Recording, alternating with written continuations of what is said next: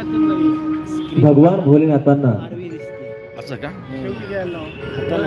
बेलाच्या पानाची आवड आहे आणि बेलाचे पान आणि एका बेलाला किती पानं असतात? ऍप घ्यावं लागते का?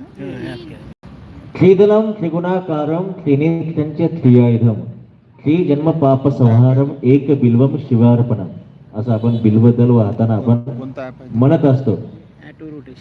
पण ते तीन पानं जे आहेत ते तीन गुणाचे प्रतीक आहेत. पहिले गुण आहे सत्वगुण, रजगुण, तमगुण या तीन गुणाचं प्रतीक आहे आणि शिव सुद्धा तीन गुणाचं प्रतीक आहे. आणि शिवप्रभूला डोळे किती आहेत? तर तीन डोळे असं आपण म्हणतो आणि तीन आयुध आहेत आणि असं आपण 108 बेल वाहतो. पण या ठिकाणी त्या बेलाचं महत्व सांगताना एक जर बेलाचं पान वाहिलं तर त्रिजन्म पाप संहारम एक बिल्वम शिवार्पणम म्हटलेलं आहे.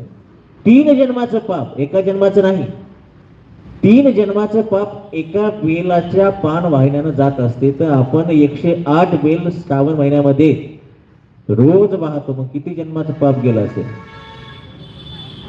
मग जन्माचं पाप जायचं असेल, आता पाप गेलं का नाही याची जाणीव आपल्याला असायला पाहिजे.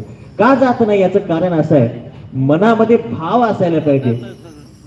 भगवद्गीतेमध्ये सांगितलेलं आहे पत्रम पुष्पम फलम तोयम. त्याच्यापेक्षा देवाला पान वाहिलं तरी चालते, नाही वाहिलं तरी चालते, तुम्ही फक्त मनामध्ये स्मरण करा. मग आपण 108 बेल वाहून सुद्धा काही होत नाही. याचं कारण आपलं मन शुद्ध आहे का नाही ते आधी पाहावं लागेल. आधी मन घ्यावे हाती, मन करारे प्रसन्न, सर्व सिद्धीचे कारण असं म्हटलेलं आहे. ऐकूया आमच्या विराटच्या आवाजातून भगवान भोलेनाथांची रचना.